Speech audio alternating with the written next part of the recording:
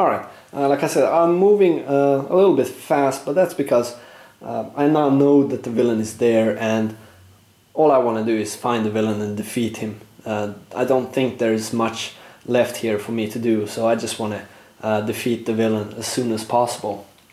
Valorous has had his first free exploration, so he now discards the standard bearer to explore again.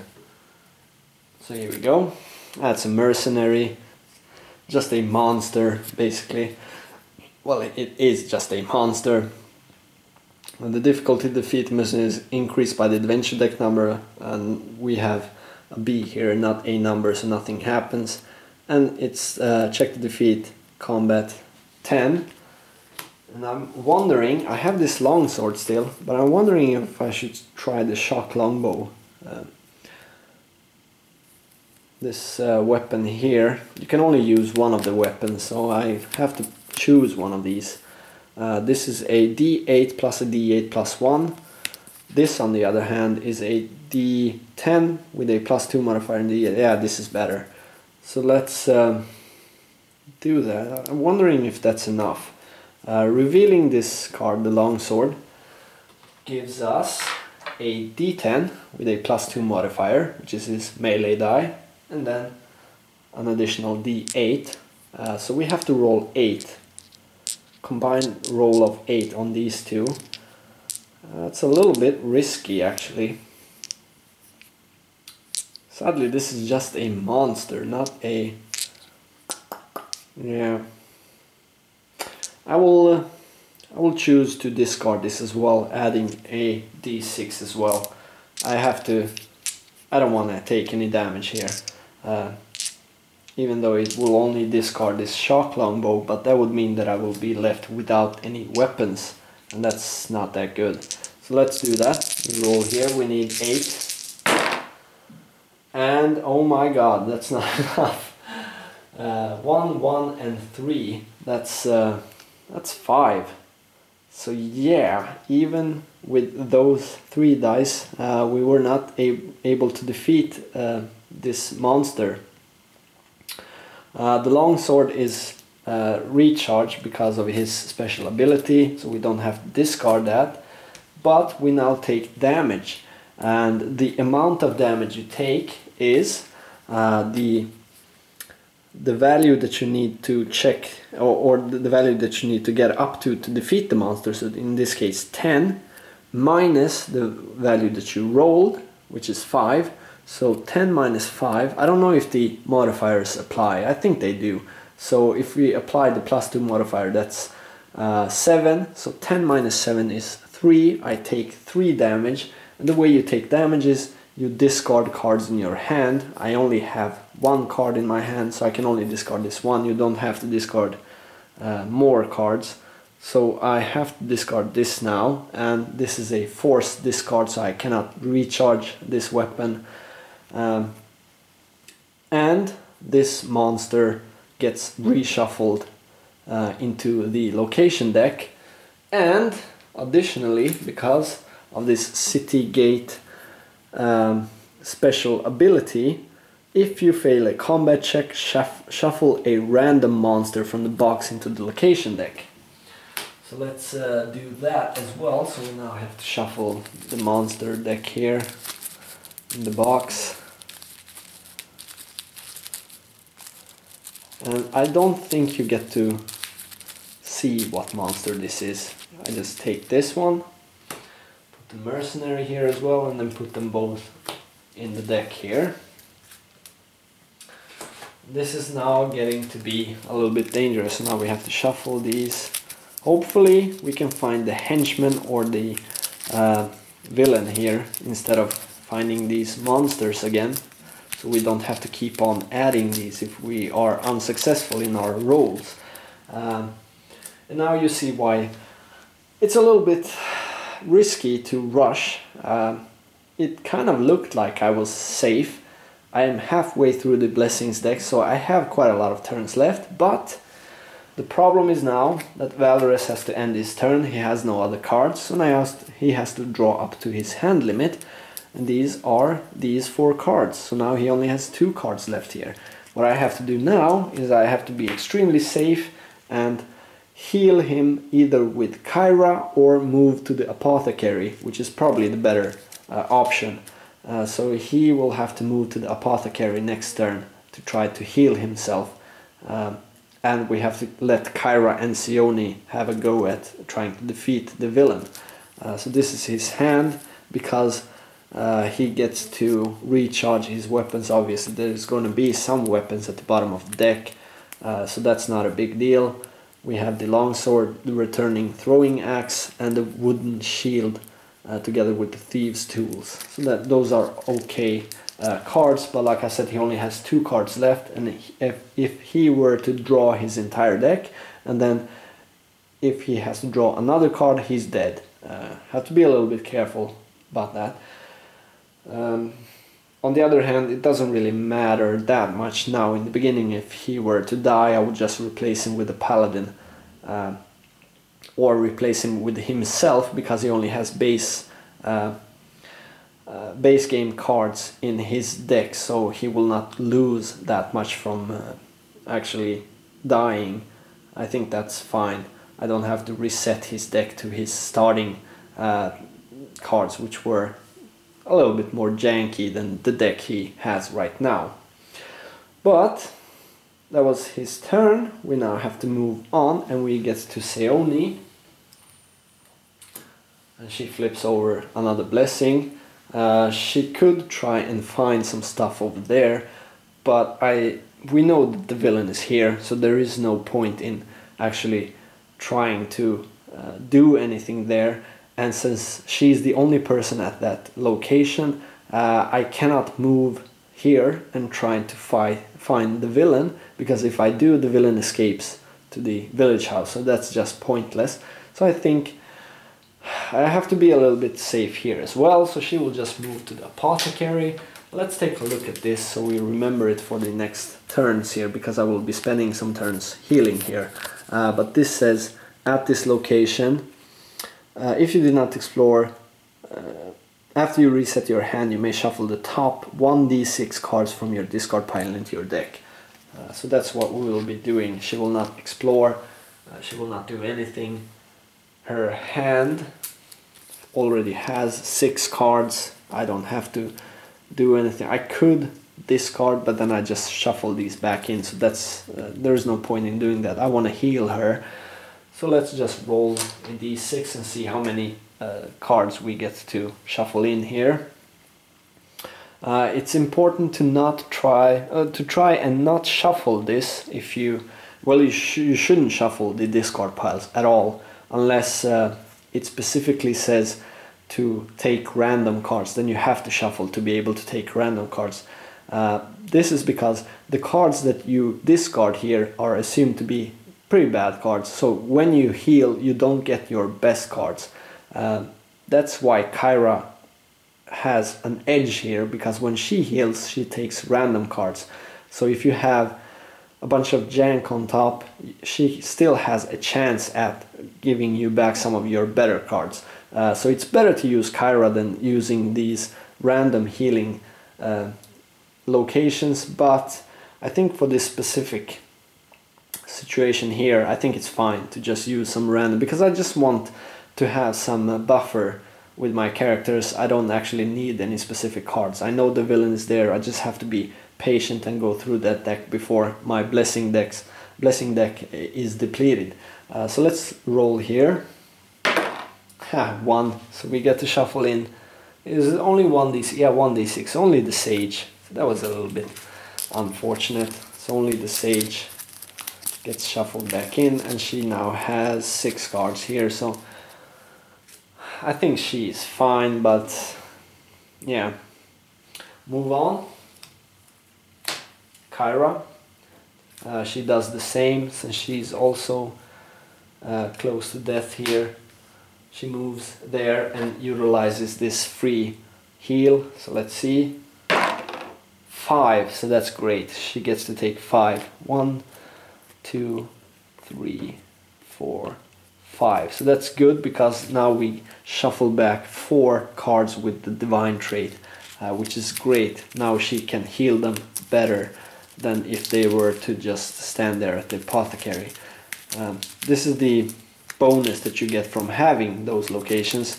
Kyra only discards stuff that basically only discards stuff that she likes, so she can use those locations to get greater effect out of them compared to the other characters. I didn't talk about her hand, but she still has 5 cards, and I don't want to discard any of these. I just want to keep them.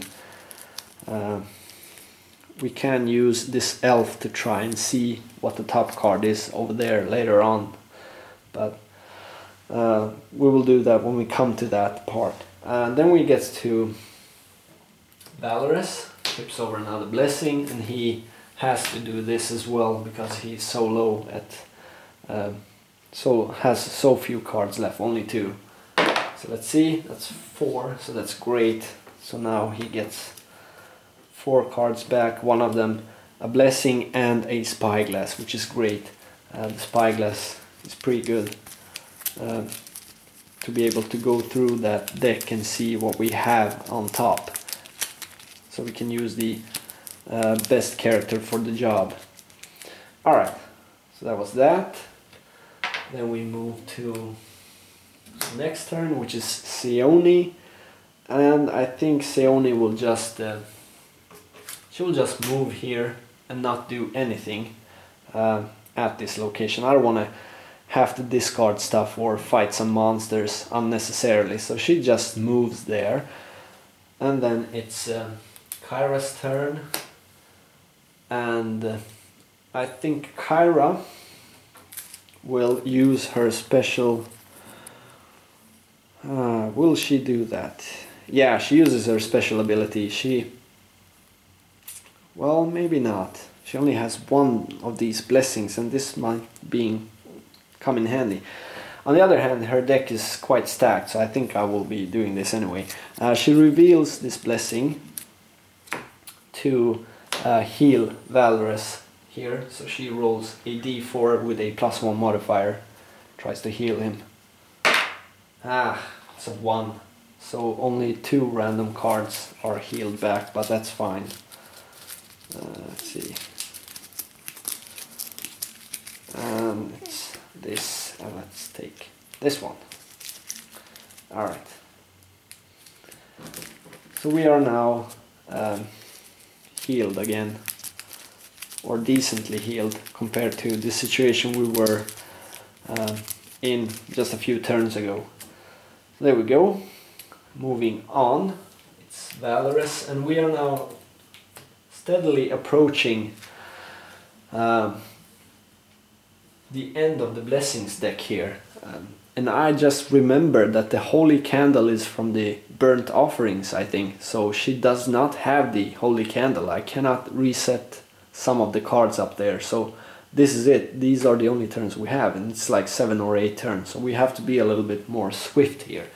Valorous moves back to the city gate. He does have weapons, so I think it's fine for him to explore. So he does that. He takes 1 free exploration. It's a monster. This is a new one that we added, I think. I didn't see this when we went through the deck. Sulgath, basic. Before the encounter, put 1 card of your choice from your hand on top of your deck. Okay, it's a bit bad.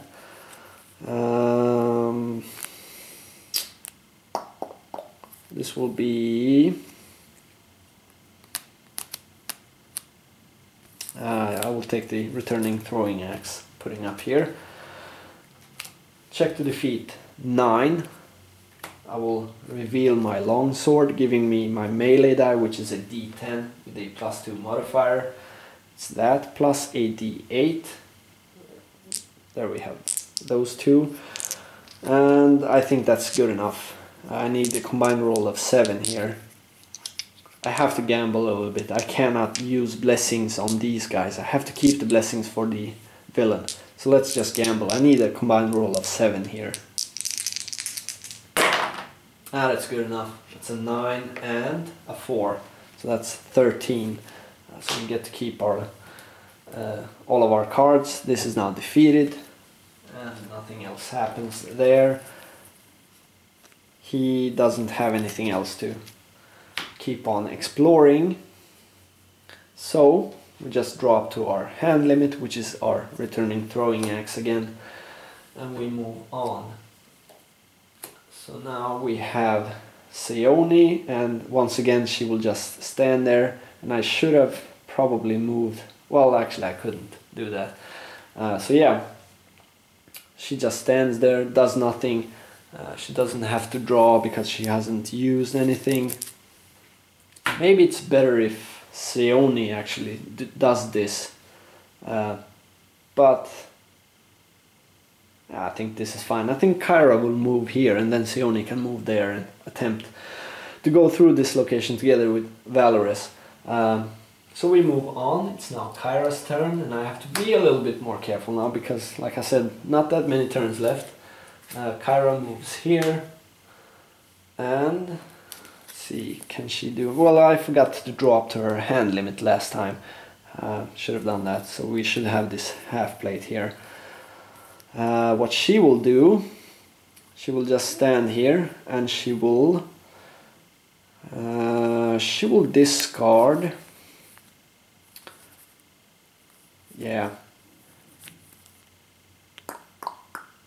She will discard 2 cards. Oh, actually 3 cards. She will not be... Well, on the other hand, I have to... Yeah, I have to banish a card to close this location. So I will keep this wooden shield in my hand. So I can... I think I will banish this card if I don't find anything other...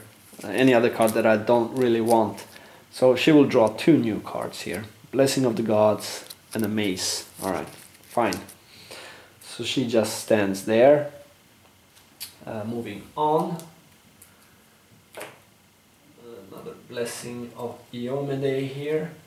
And then Valorous explores with his cards here. Explores once here. And that's the villain. Great. So this is the final battle, so to speak. Before we attempt to combat this villain, we can attempt to temporarily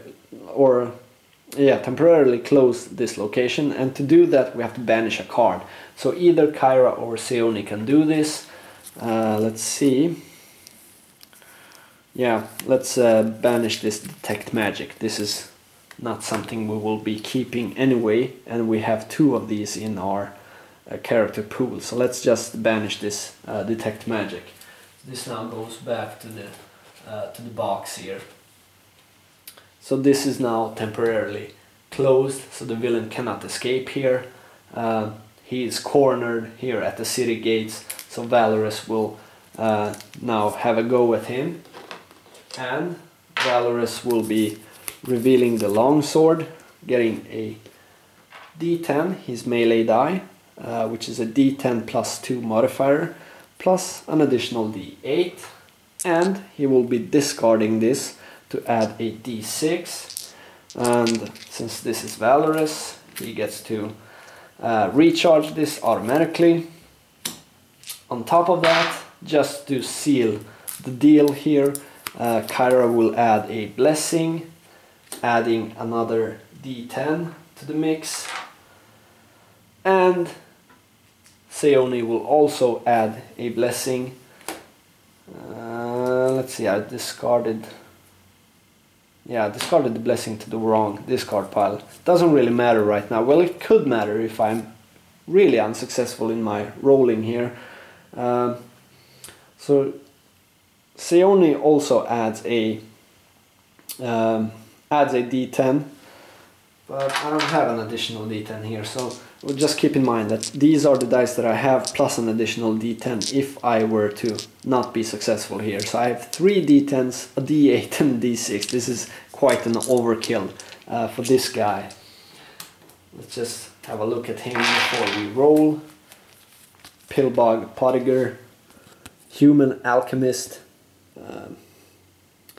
He deals poison damage, cannot be reduced. And check to defeat, combat 11.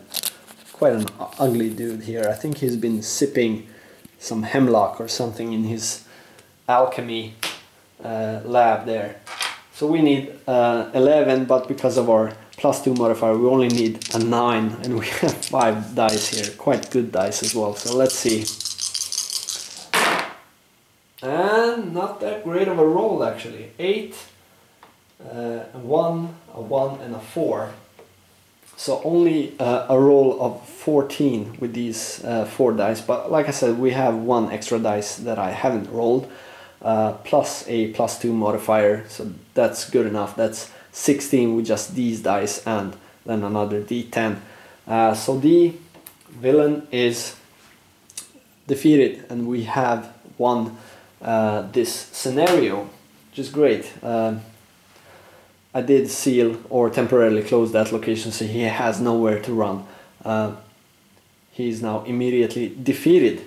And we did this with, let's see, 1, 2, 3, 4, 5. So only 6 turns left. Well, I think if I hadn't found the mayor, this might have been a bit closer, because I would have been forced to take a little bit more of a gamble and attack both of these locations. But because I knew that he was at the city gate, I could take it a little bit slower, have some turns to heal over here, and then heal with Kyra, and then move my characters around. But you can easily see that if you don't have Kyra or don't have one of these locations, you have to be a little bit more careful. So 6 turns, not much time to dawdle around. You have to attack these locations constantly to be able to get through the scenarios and get to the villain. We have successfully defeated this now, the poison pill. Not that difficult. I thought that the last scenario was actually more difficult because the locations were a lot more dangerous than this scenario here. But that kind of makes sense. This is just some random alchemist that you have to defeat, and he is not that strong. You are in a city which is a fairly safe area anyway.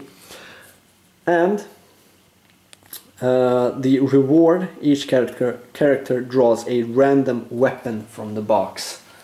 Now this may not be that great for my other characters, but since after the scenario you share the item pool, they can give these weapons to Valorous if we were to draw some good stuff here. So let's see what we do draw. Let's shuffle the weapon deck here. Let's see if we can draw something extraordinary. I don't think so, but maybe something to upgrade his longswords with.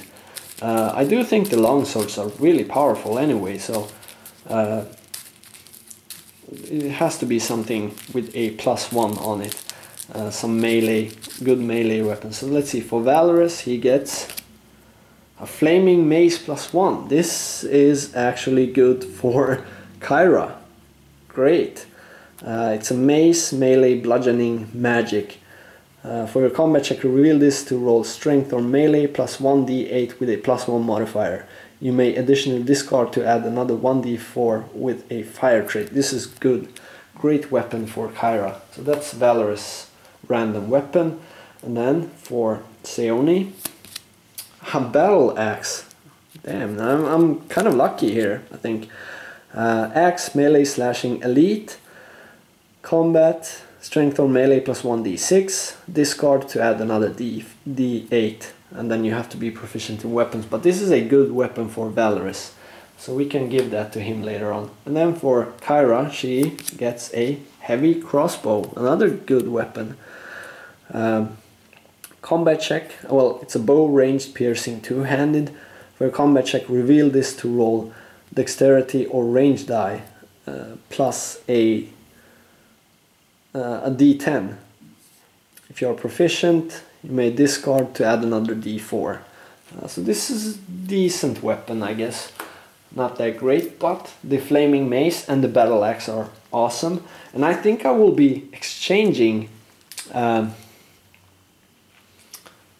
yeah, well, I don't know, maybe I will exchange one mace and give that to Valorous, and then give the flaming mace to Kyra. But we will see. I will have to take a look at this after I have finished cleaning up here and taking care of the cards for the scenario. So that was our second part of this adventure here, Perils of the Lost Coast. Played Bring a Doom last time, and I played the Poison Pill this time. The next scenario is Black Fangs Dungeon, which is the last for this base game adventure. The reward will be gaining a skill feat, which is great. I think after completing this third scenario and getting this skill feat, the characters will be feeling a little bit more fleshed out, and they will get their additional character sheet that you get with the characters. But like I said, I might actually exchange one or two characters and use one of the new characters from this character add-on pack that I just got today. I'm really curious to see how the Paladin plays out, if she has some good skills. I think that's a kind of a ranger or hunter, and then we have a rogue-esque type of character in the middle here, and then the Paladin. But I'm really interested in seeing the Paladin in action. I think the Paladin should play a little bit like Kyra, so maybe I will replace Kyra with the Paladin, but I do like Kyra quite a lot, so maybe not. Yeah. I will see. I will have to take a look at this for my next, for the next scenario here, the Black Fangs Dungeon.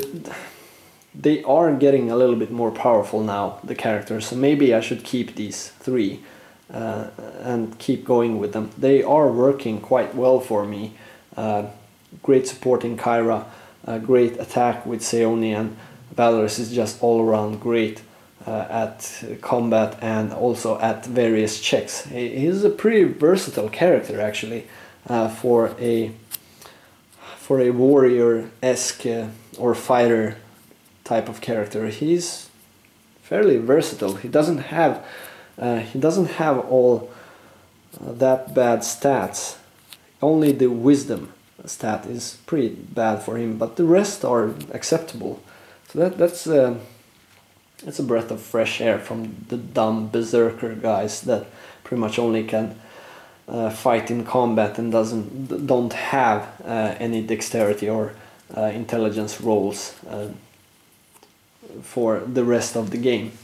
Alright, so I don't know if I need any final thoughts on this scenario. It felt like a resupply scenario. It felt like you're trying to get some items and acquire some allies, and then you get to the last part, which is the Black Fangs Dungeon, which I'm assuming is going to be a little bit more dangerous scenario with dangerous locations. Hopefully you can see me taking some damage. I only took damage once this scenario, and I don't think I took any damage at all last scenario, so hopefully it's getting a little bit more dangerous from now on. I do realize that my playstyle and the characters I picked don't give me much room for reckless play, but yeah, that's actually how I like to play. So I'm pretty sure there are other people that can show you some reckless plays of this game, and I might do that later on, like in a few months, if I'm getting tired at having this party here. I might start some new characters and just go full on reckless mode with a bunch of damage dealers, but we will see. I don't know if I need to talk about anything else here. I think I'm babbling on quite a lot. Hopefully I have had time and have had a chance at adding some overlays, maybe editing a little bit more for this, but I'm gonna be honest and say that this could eat up quite a lot of time, and I don't have that time. I want to be able to play new games. I want to be able to play some games off camera as well, and for a game like this only takes me a evening to do. But for a new game, I have to go through the rules, I have to go through some kind of practice rounds, I have to play the game a few times, maybe at least once. For some games I have to play them a few times, and then I have to play the game on camera and record. I have to put together the videos, upload the videos, and this eats up quite a lot of time. I don't want this to turn into a job. This is not a job, this is just something I want to do on my free time, showing off some of these games, playing these games on camera. I have fun doing it, but I don't want to have it feel like work. So maybe the editing, the overlay stuff is not going to last, even if I make it for this series. I will have to see, I will have to balance it out. I would much rather play 3 or 4 games a week than play one game with some amazing effects and such. I don't plan on getting paid for this. I don't want to get paid for this. This is just a hobby for me. This is something I want to do for fun. I don't want this to turn into anything that is going to feel like work.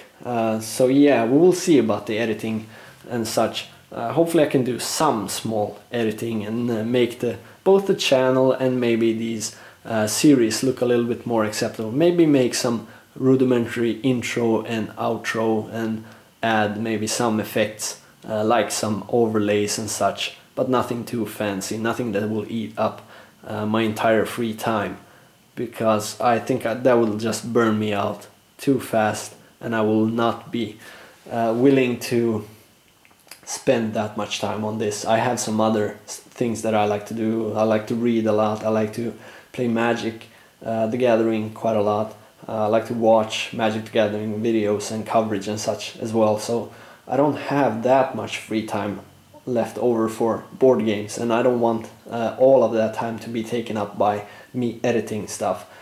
Feels like I'm repeating myself and I'm babbling on here, and I don't know if that many people are still left here to listen to this, but I just wanted to take this opportunity to talk a little bit about that. So yeah, thank you for watching, comment. I had great fun playing Runebound last week. I will do something like that in the future as well, but for now I think I'm gonna go for my own pace. I'm gonna get through some of the games I want to play, and then I will put a couple of games up for voting again if people are interested in that. I think if I'm going to have a preview, let's see, well, just a quick preview for you guys that have guys and gals that have stuck around watching this entire rant or this rambling. Here we go. Hornet Leader, the Cthulhu conflict. Definitely. This is going to happen sometime soon, hopefully next week.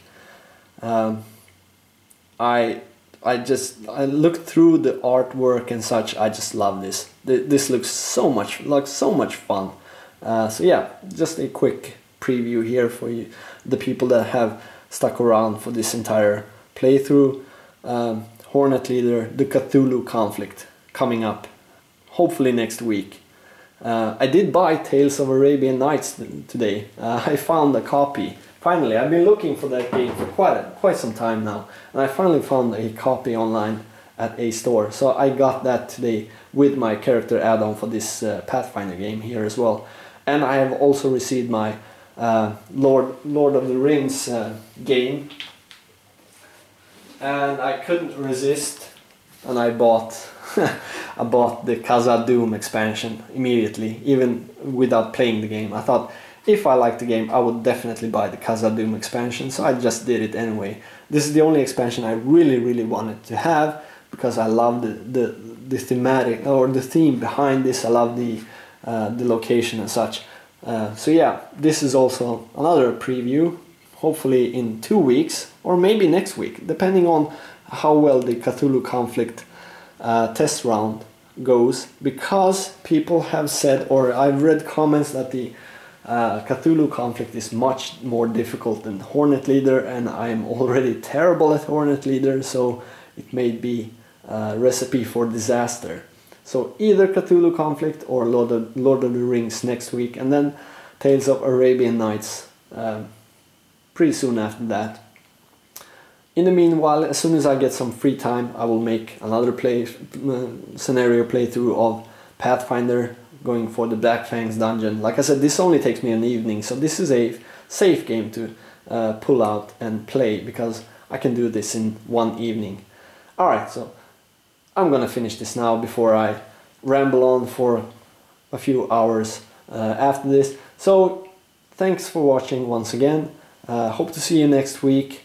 Have fun watching my playthroughs, and please comment if you see something that I did incorrectly, or just if you want to say some kind words. I do appreciate all the positive comments that I've gotten. Thank you for those, and I will be seeing you next week. Bye.